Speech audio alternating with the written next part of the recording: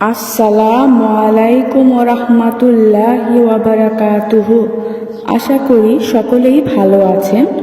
আজকে আমি একটি ওজিফা নিয়ে আলোচনা করব। আর এই ওজিফাটির কাজ হচ্ছে মাত্র 3 বার পরে ফু দিবেন এবং এরপরে আপনি শুধু দোয়া পড়বেন। শুধু যেই নাম নিয়ে দোয়া পড়বেন, ইনশাআল্লাহ সাথে সাথে আপনার দোয়া কবুল হবে। এটা বাস্তব এবং 100% ইনশাআল্লাহ আপনি বলতে পারেন। তাই আপনি অবশ্যই ভিডিওটি শুরু থেকে শেষ পর্যন্ত দেখুন এবং সঠিকভাবে অবশ্যই আপনি আমল করুন। দেখবেন ইনশাআল্লাহ আপনার এই ভিডিও থেকে আপনি উপকৃত হবেন। এবং এই ভিডিওটি দেখে কি কি উপকার পাবেন, মনে করেন স্বামী স্ত্রীর মধ্যে অমিল, আপনাদের দুজনের মধ্যে অমিল, ঝগড়া বিবাদ রাগ ক্ষোভ চলতেই থাকে একটার পর একটা, তাহলে আপনি এই আমলটি করুন। দেখবেন ইনশাআল্লাহ এই আমলটি সাথে সাথে করে ফল পাবেন। এতে কোনো প্রকার সন্দেহ নেই। এবং মনে করেন আপনি একজনকে ভালোবাসেন, সে ভালোবাসার মানুষ এখন আপনার সাথে কথা বলে না, আপনাকে ব্লক করে দিয়েছে বা কোনো কথা শুনতেই পারে না। আপনার কথা শুনলেই মনে হয় যে তার গায়ে আগুন জ্বলে, তাহলেও আপনি এই আমলটি করতে পারেন। দেখবেন সে আপনার প্রতি দুর্বল হয়ে পড়বে, সে আপনার জন্য অস্থির হয়ে পড়বে। অবশ্যই এই আমলটি আপনাকে সঠিকভাবে করতে হবে এবং সঠিকভাবে ব্যবহার করতে হবে, তাহলেই আপনি উপকৃত হবেন।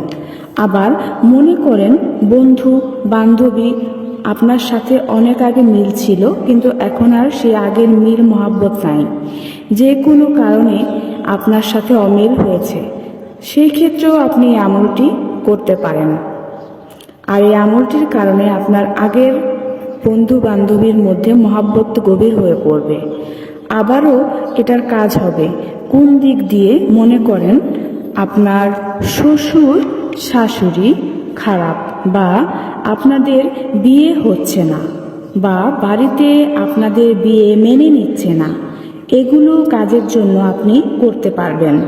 তাই আমি আবারও বলি, এটা একটা শর্ত আছে যে আমি কোথায় কি বলবো না বলবো, যদি আপনি জানতে নাই পারেন তাহলে আমলটি করে কোনো উপকারে আসবে না। তাই অবশ্যই আপনি ভিডিওটি শুরু থেকে শেষ পর্যন্ত দেখুন, ইনশাআল্লাহ সম্পূর্ণ খুঁটিনাটি বুঝে যাবেন। তো চলুন প্রিয় দর্শক শ্রোতা, এখন আমি আপনাদেরকে বলে দেই যে কখন কিভাবে এই আমলটি করবেন। এই আমলটি আপনি যে কোনো দিন যে কোনো সময় করতে পারবেন, কোনো সমস্যা নাই। যে কোনো দিন যে কোনো সময় এই আমলটি আপনি করতে পারেন। আপনাকে কারো সাথে কথা বলা যাবে না এই আমলটির সময়। আপনি যার জন্য করবেন তার সামনে গিয়েও করতে পারেন, বা আপনি আড়ালে থেকেও করতে পারেন। মনে করেন যে সে আপনার বিদেশে আছে বা দেশের বাহিরে আছে, তবু আপনি বাংলাদেশে থেকে আমলটি করতে পারেন। বা আপনি আছেন বিদেশ থেকে আপনি যার জন্য করবেন সে আছে বাংলাদেশে, সেটার জন্য আপনি করতে পারেন, তবু আপনি বাংলাদেশ থেকেও করতে পারবেন। সেটা কিভাবে করবেন আপনাদেরকে বলি। আপনাকে সুন্দরভাবে পাক পবিত্র হয়ে, অর্থাৎ শরীরকে পাক পবিত্র করে নেবেন, তারপর অজু করবেন। অজু করার পর আপনি জায়নামাজে বসবেন, পবিত্র জায়গার মধ্যে বসে পরে আপনি যার উদ্দেশ্যে এটা করবেন তার কাছে গিয়ে কোনো কথা বলবেন না। যে ব্যক্তির সামনে আপনি যাবেন, যার জন্য করবেন, তার সামনে কোনো কথা বলবেন না। আপনি প্রথমে দুরূদ শরীফ পড়বেন 3 বার, তারপর আপনি ইয়া আজিজু 41 বার পড়বেন, শেষে আবার 3 বার দুরূদ শরীফ পড়বেন।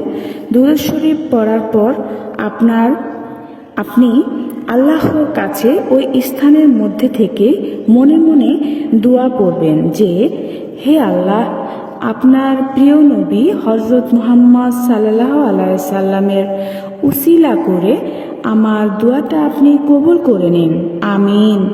এভাবে আপনি মনে মনে আল্লাহর কাছে দোয়া করবেন। এরপরে আপনি তার সামনে থেকে চলে আসবেন। এখন দূর থেকে কিভাবে করবেন? দূর থেকে আমি বলবো, আপনি যে জায়গায় থাকেন না কেন পাক পবিত্র হয়ে ওযু করে দুরূদ শরীফ পড়বেন 3 বার, আবার 3 বার দুরূদ শরীফ পড়ে 41 বার ইয়া আজিজও পড়বেন, শেষে আবার দুরূদ শরীফ পড়বেন। আবার একই নিয়মে আপনি আল্লাহর কাছে দোয়া করবেন যে, আমি যে আশা করে এই আমলটি করলাম সেই আশা আমার পূরণ করে দিন। ইনশাআল্লাহ ইনশাআল্লাহ অবশ্যই আপনার মনের আশা পূরণ হয়ে যাবে। আর এভাবে আপনারা আমলটি করলে অবশ্যই উপকৃত হবেন। আজকে আর নয়, আজকে আমি এখানে বিদায় নেব। যদি ভিডিওটি ভালো লেগে থাকে অবশ্যই আমার চ্যানেলটি সাবস্ক্রাইব করবেন, লাইক করবেন এবং শেয়ার করবেন। আল্লাহ হাফেজ, ভালো থাকবেন।